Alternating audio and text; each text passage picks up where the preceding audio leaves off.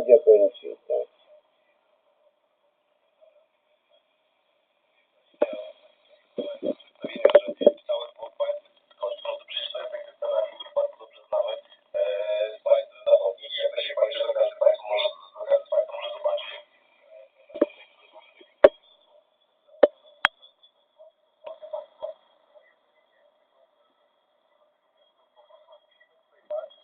Ale takie najtrudniejsze, o stronę świata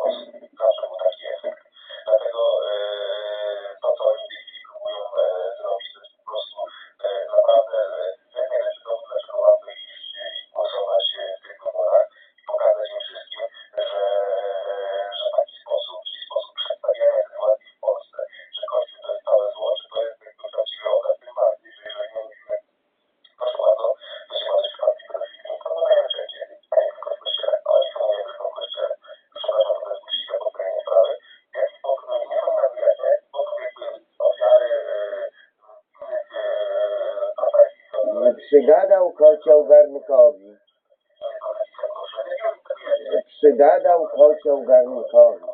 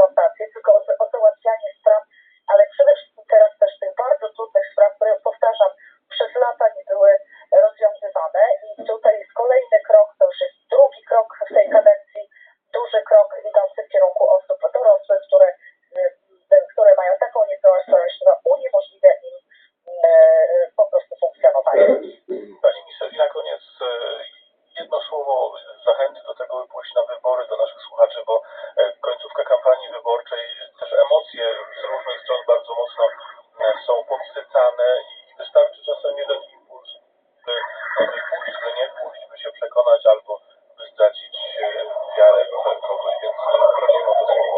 Proszę Państwa, ja mam tak naprawdę wielką nadzieję, graniczącą naprawdę z pewnością 100%, że właśnie środowisko rodzin Radia Maryja jest środowiskiem, które jest absolutnie środowiskiem propolskim, bardzo dobrze zorientowanym w sytuacji przede wszystkim też w Polsce w Europie. Jest też środowiskiem, które przede wszystkim jest środowiskiem bardzo aktywnym również w sensie patriotycznym i w sensie wyborczym. To jest naprawdę, proszę Państwa, wielka wartość dla Polski. Państwo zdajecie sobie doskonale sprawę z tego, bo często podchodzicie na zebraniach, na spotkaniach ze mną, czy jestem też w tej chwili złapaliście Państwo w małej miejscowości przepięknej Kunice, niedaleko Legnicy. Jestem tutaj, rozmawiam dzisiaj z Polakami, ale też mówicie o tym, że wiecie, że to są bardzo ważne wybory, że to nie jest tak, że Polska jest jakąś enklawą, że tak naprawdę wszystko, co jest poza Polską, to nie ma żadnego wpływu, nie należy się tym interesować, nie, wręcz odwrotnie, dlatego, że właśnie ponad 70% ustawodawstwa Unii Europejskiej ma przełożenie bezpośrednie na nasze polskie przepisy, a jeśli na nasze polskie przepisy, to one, uwaga, obowiązują erga omnes, czyli wszystkich. W związku z powyższym to jest niezwykle ważne dla naszego życia codziennego, bo potem bardzo trudno jest pogodzić nasze polskie rozwiązania właśnie z tymi rozwiązaniami unijnymi, jeśli tam takie rozwiązania w Parlamencie Europejskim przyjmują osoby, które nie do końca są zainteresowane silną pozycją Polski w Europie, bądź wręcz przyjeżdżają i włączają się tutaj w kampanię wyborczą tych, którzy uważają, że tylko poprawność polityczna się liczy, albo stoją po stronie oskarżycieli Polski przed różnymi trybunałami. To jest niezwykle ważne, kto tam pójdzie. Czy pójdą tam ludzie o silnych kręgosłupa, kochający nasz kraj, nie bojących się mówienia jasno i wyraźnie, o jaką Europę nam chodzi, że chodzi nam o Europę, która musi wrócić do chrześcijańskich korzeni, że idzie nam o Europę wzajemnego szacunku do siebie, przede wszystkim krajów, nie budowania Europy dwóch prędkości, że tak naprawdę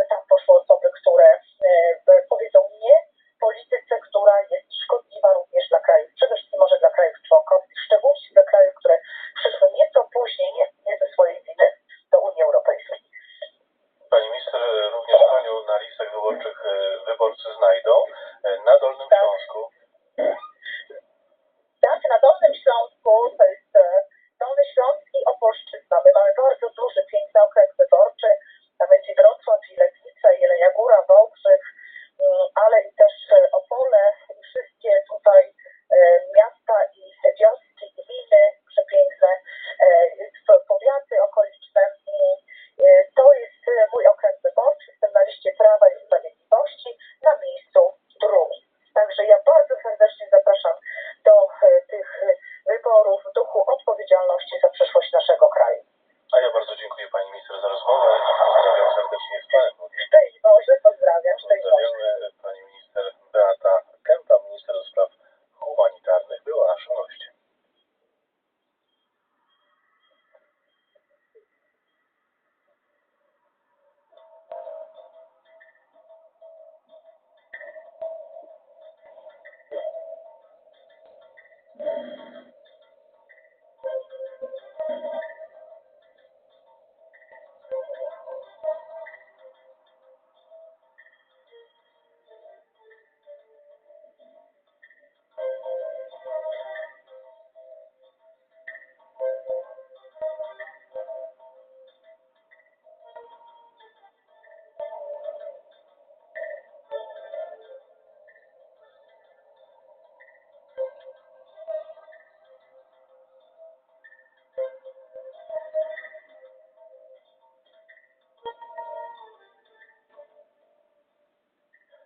Drodzy Państwo, naszym gościem jest Pan Poseł Maciej Małecki, szef Sejmowej Komisji do Spraw Energii i Skarbu Państwa. Witamy, Panie Pośle.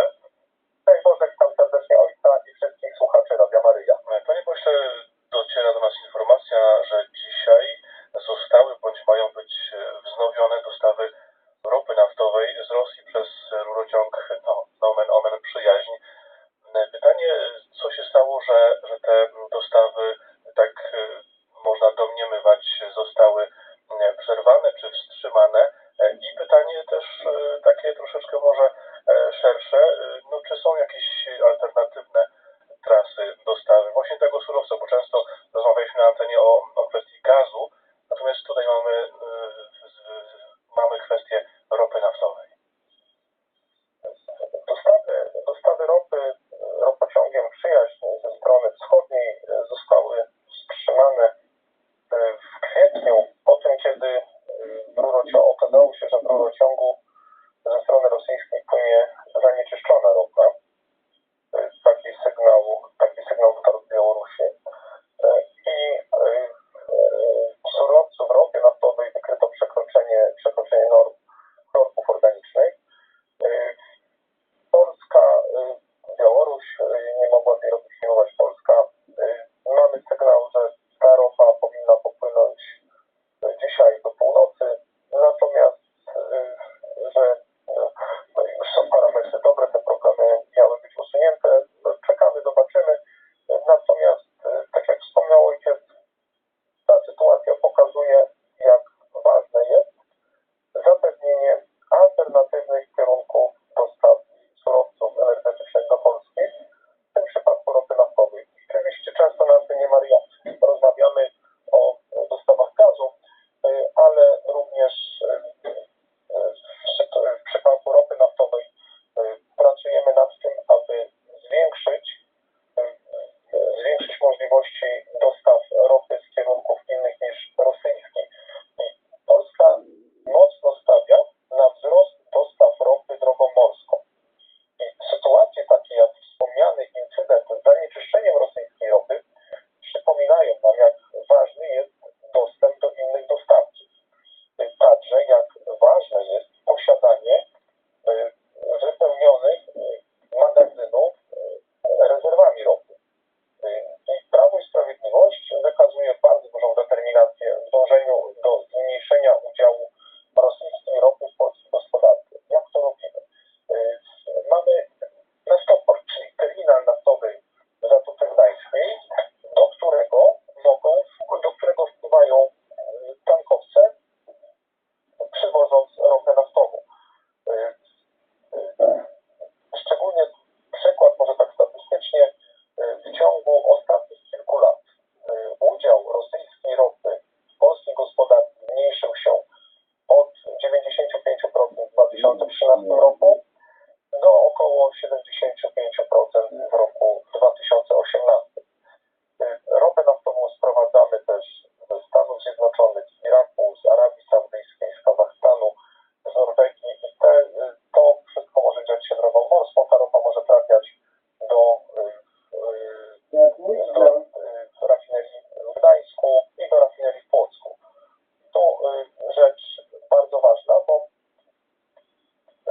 przyjęliśmy w lutym tego roku w polskim Sejmie ustawę, tak zwaną specustawę, pozwalającą na rozbudowę rurociągów ropy naftowej i paliw płynnych na terenie Polski.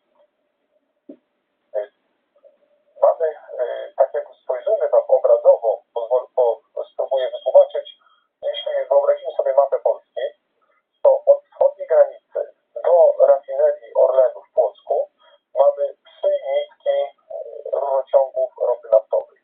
Od rafinerii Orlenu do zachodniej granicy mamy 2 nitki rurociągów ropy naftowej i od wybrzeża, od Zatoki Gdańskiej do Orlenu mamy 1 nitkę ropociągu pomorskiego. I teraz w lutym tego roku przyjęliśmy ustawę, która ma usprawnić budowę kolejnej nitki ropociągu między polskim wybrzeżem a rafinerią w Płocku i rafinerią w Gdańsku.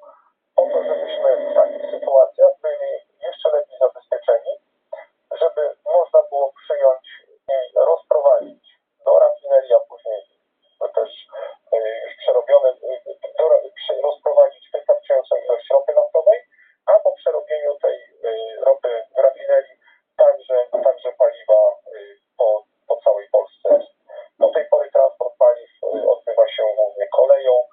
Mamy kilka rurociągów, którymi paliwa są rozprowadzane, ale to nie jest wielka ilość. Też ustawa, którą przyjęliśmy, zakłada zdecydowaną rozbudowę rurociągów, bo ten transport jest tańszy, nie jest zależny od jakichś korków na trasach kolejowych, gdzie jest spiętrzenie wagonów, czy remonty, objazdy. Na przykład dzisiaj aglomeracja Śląska nie ma doprowadzonego rurociągu paliwowego. Ten rurociąg kończy się w Moronowie, niedaleko Częstochowy. Dalej paliwo może docierać tylko koleją. Więc takie działania podejmujemy po to, żeby zapewnić całej polskiej gospodarce, wszystkim, także prywatnym odbiorcom, stały, nieprzerwany dostęp do paliw na stacjach benzynowych. Panie pośle, przed nami wybory do Parlamentu Europejskiego. Pytanie, na ile ich wynik ma, czy będzie, czy może mieć wpływ na nasze bezpieczeństwo energetyczne? To jest jeden z ważnych elementów wyborów do Parlamentu Europejskiego. W deklaracji europejskiej, z którą idziemy do wyborów, mamy bardzo ważny punkt dotyczący bezpieczeństwa energetycznego. Chcemy w Europie budować koalicję państw na rzecz bezpieczeństwa energetycznego, na rzecz zapewnienia wszystkim krajom Unii Europejskiej nieprzerwanych, bezpiecznych dostaw surowców energetycznych po akceptowalnych cenach. I chcemy budować solidarność energetyczną pomiędzy poszczególnymi państwami. Już Polska prowadzi takie projekty, bowiem inicjatywa Trójmorza, którą zapoczątkowaliśmy, ma na celu połączenie za pomocą infrastruktury do przesyłu surowców energetycznych, ale także infrastruktury drogowej, kolejowej krajów naszej części Europy.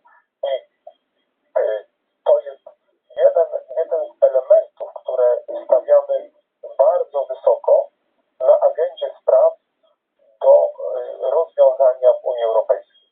Chcemy, żeby prawo obowiązywało jednakowo wszystkie państwa.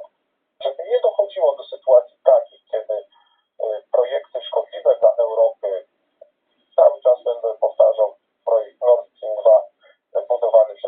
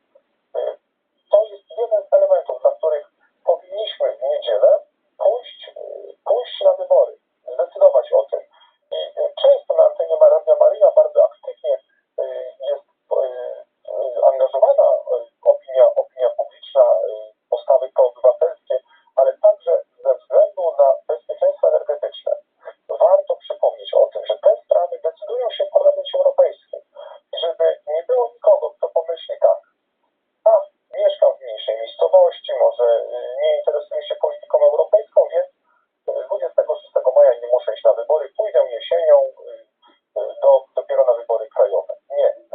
70% regulacji prawnych, także w zakresie energetyki, jest tworzone w Parlamencie Europejskim, nie jest tworzone w Unii Europejskiej. I to ma wpływ na nasze życie, na nasze codzienne życie, także na nasze bezpieczeństwo energetyczne. Jeżeli chcemy mieć na to wpływ, a powinniśmy mieć na to wpływ, to musimy jak najliczniej pójść 26 maja i oddać głos na najlepszą listę wśród wszystkich list, czyli listę kandydatów Prawa i Sprawiedliwości, bo my mamy jako jedyni praktycznie program, w którym są sprawy ważne, sprawy rodziny, wartości, rozwoju gospodarczego, także opartego na bezpieczeństwie energetycznym. Ja może to takie zdanie jeszcze powiem, że Unia Europejska powinna wrócić do swoich korzeni. I tego chcemy jako Prawo i Sprawiedliwość. Unia nie musi szukać nowych wzorów, nowych dróg. Ojcowie założyciele, Alcide de Gasperi, Robert Schuman, Konrad Adenauer pokazali, jak powinna funkcjonować wspólnota państw europejskich. Dopóki zjednoczona Europa była oparta na wartościach chrześcijańskich i rozwoju gospodarczym, kraje Europy bogaciły się, następował dobrobyt. I to jest nasza wizja Europy, powrotu do tej Europy. Zupełnie po drugiej stronie jest Europa komisarza Timmermansa i jemu podobnych. Europa ideologii, nieszanowania poszczególnych państw, ale też Europa kryzysów, bezrobocia i spadku gospodarczego. Europa zwijania się, a nie rozwoju. Po jednej stronie mamy chrześcijańskie wartości, rozwój gospodarczy, dobrobyt, po drugiej sztuczne, szkodliwe ideologie, konflikty, zwijanie się zamiast rozwoju. Panie pośle, dziękuję bardzo, bo już powoli musimy kończyć też rozmowę. Pan poseł też nie jest to tajemnicą, startuje do Parlamentu Europejskiego z tej listy, o której Pan wspominał, Prawa i Sprawiedliwości, ale w jakim okręgu, proszę przypomnieć? Mam zaszczyt reprezentować Prawo i Sprawiedliwość, ubiegać się o mandat europosła na Mazowszu. Oczywiście lista Prawa i Sprawiedliwości, pozycja 4. Lista 4, pozycja 4, Maciej Małecki. A ja jeszcze korzystając z życzliwości ojca zaproszę do Niepokalanowa 15 czerwca przypominamy wybitną postać polskiego europosła Filipa Adwenta, który zginął w 2005 roku, wspaniale służył Polsce, zapisał się pięknymi zgłoskami w historii Polski, reprezentował Polskę. 15 czerwca o godzinie 11 w Niepokalanowie, msza święta w Bazylice, później spotkanie. Mszy świętej będzie przewodniczył opat klasztoru cystersów z Jędrzejowa, ojciec Rafał Ścibiorowski. Serdecznie zapraszam do Niepokalanowa. Wspominamy Filipa Adwenta, polskiego europosła. Bóg zapłać, dziękuję za rozmowę, panie pośle, i pozdrawiam serdecznie. Szczęść Boże. Szczęść Boże, pan poseł Maciej Małecki, przewodniczący Sejmowej Komisji do Spraw Energii i Skarbu Państwa, był naszym gościem.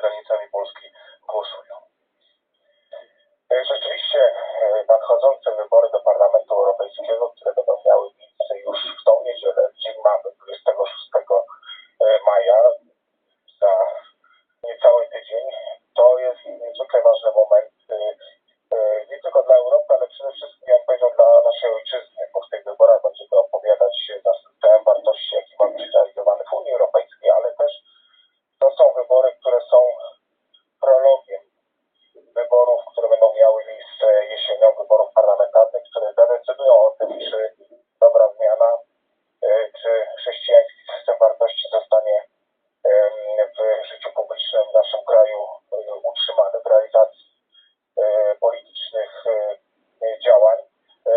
Stawka jest ogromna.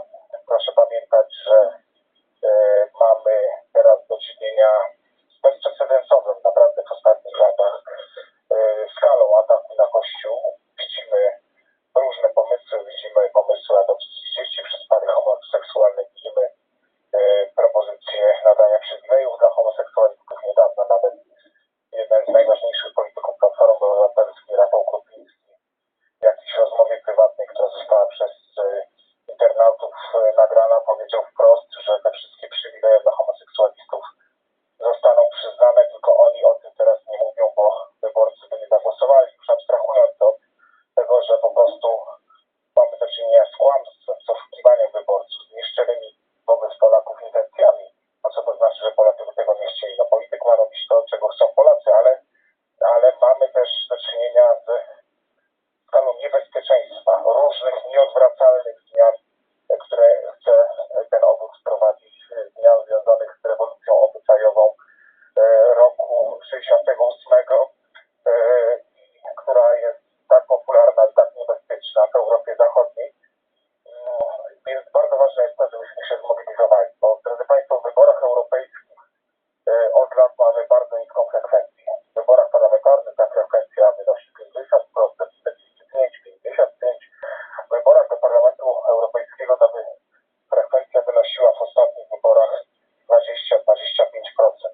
Z różnych przyczyn Polacy nie interesują się tymi wyborami, nie idą do urn, uważają, że ich to nie dotyczy. To jest ogromny błąd. Chciałbym zaapelować do wszystkich, do całej rodziny Radia Maryja, żebyśmy wzięli odpowiedzialność za Polskę, żebyśmy za te 6 dni wykazali się odpowiedzialnością.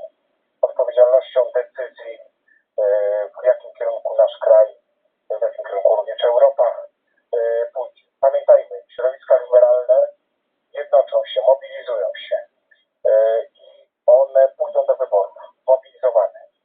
Może być tak, że wiele osób, które pozytywnie ocenia wszystko to, co dzieje się w wyniku dobrej zmiany, zostanie w domach, uzna, że to nie jest istotne, że ważne są wybory tej jesienią.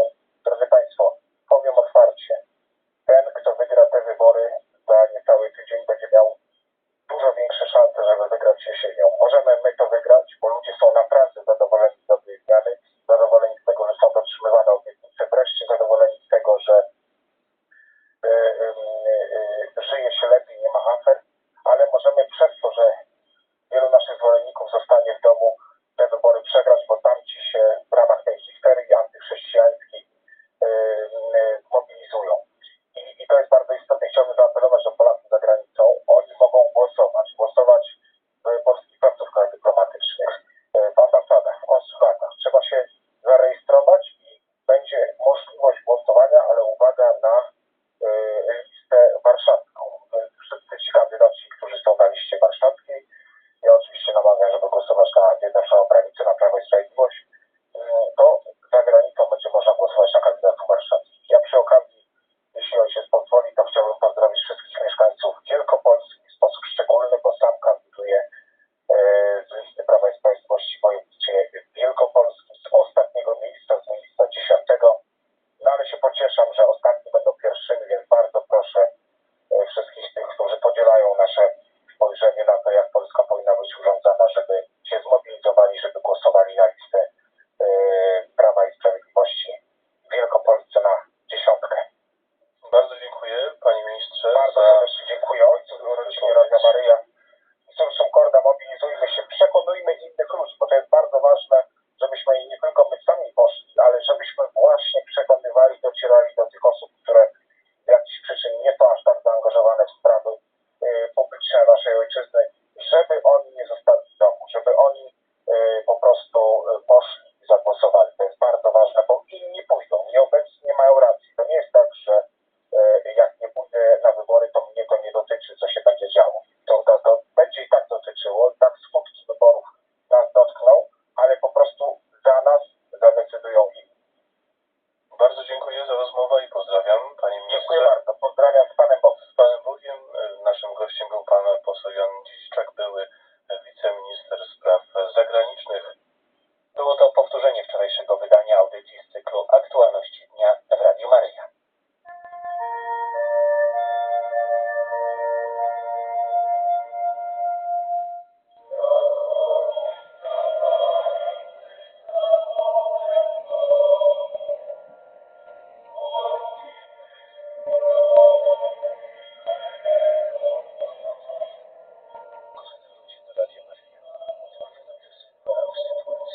Bardzo szokującej nas, Polaków i katolików, a równocześnie niezwykle zasmucającej. Myślę w tej chwili o tych wszystkich atakach lewicy laickiej, czy możemy nazwać libertyńskiej, atak na Kościół, na Pana Boga, na wartości, na to, co jest dla nas najświętsze, ataki na Matkę Najświętszą. A już przestań, to jest fałszywy kult. Działania, pseudosztuki. Proszę Państwa, przygadał Kościół garnkowi, proszę tu wszystkiego.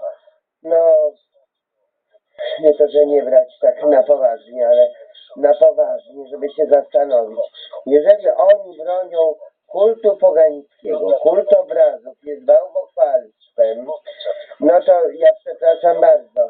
To jest jednym wielkim przestępstwem, że ktoś sobie coś tam do bałwochwalstwa doczepił, jakąś chorągiewkę, jakąś tęczę. To jest przestępstwem. Karać taką ludzie nie wiedzą, na co mają głosować czasem, bo są zagubieni po prostu. Zastanawiają się, jaka to jest sprawiedliwość, że ktoś upiększy element bałwochwalczy. W chrześcijanizmie obrazy nie były znane, a chrześcijaństwo to co? Chrześcijaństwo to jest nominalne chrześcijaństwo. To jest nominalne chrześcijaństwo. To jest coś takiego jak Felicja Boska nadała sobie nazwisko Boska. Bożyszkowska, Cękowska. Boska. Czyli, że sobie można nadać, prawda?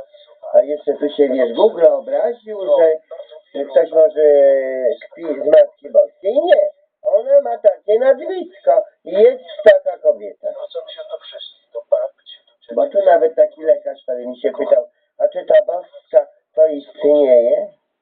Przez 2S. Przez 2S. Felicja Bożyszkowska, Cękowska, Boska. Dowiedział się, że istnieje. No to trzeba było wiedzieć.